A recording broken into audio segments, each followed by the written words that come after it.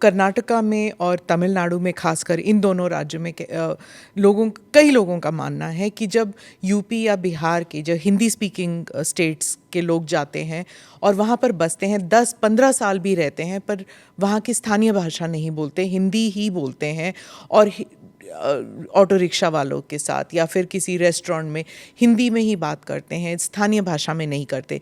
लेकिन उन राज्य से जब लोग उत्तर प्रदेश आते हैं तो हिंदी बोल लेते हैं, हिंदी में ही बात करते हैं क्योंकि कामकाज की जो भाषा है वो हिंदी है। तो क्या समस्या आ रही है? मैं कहता हूँ कि हमें हर भाषा को सीखना चाहिए। हम तो यहाँ उत्तर प्रदेश के विश्वविद्यालयों में तमिल भी पढ़ा रहे हैं, तेलुगु भी पढ़ा रहे हैं, कन्नड़ भी पढ़ा रहे हैं, मलयालम भी पढ़ा रहे हैं, और यही नहीं पढ़ा रहे हैं, हम लोग विदेशी भाषाओं को भी यहाँ पढ़ा रहे हैं यहाँ के विश्वविद्यालयों में।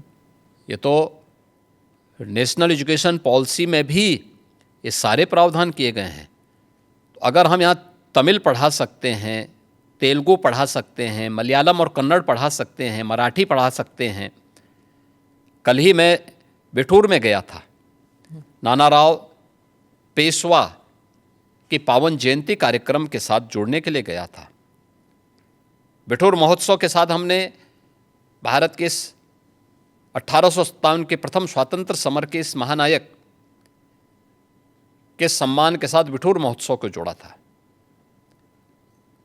नानाराव पेशवा के ही महल में बचपन में महारानी लक्ष्मीबाई ने तीरंदाजी भी सीखी थी, युद्ध कला सीखी थी, और वहीं से उन्होंने युद्ध के सारे गुण सीखने के बाद फिर 1857 में अंग्रेजों को परास्त किया था।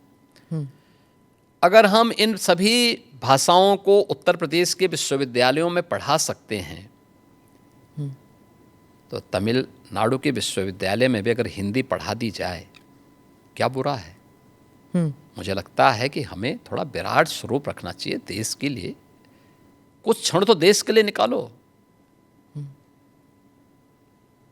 चंद्रबाबू नायडू ने भी यही कहा कि जितनी भाषाएं सीखना चाहते हैं आप सीखना चाहिए। अच्छी बात की, हम अभिनंदन करते हैं जी।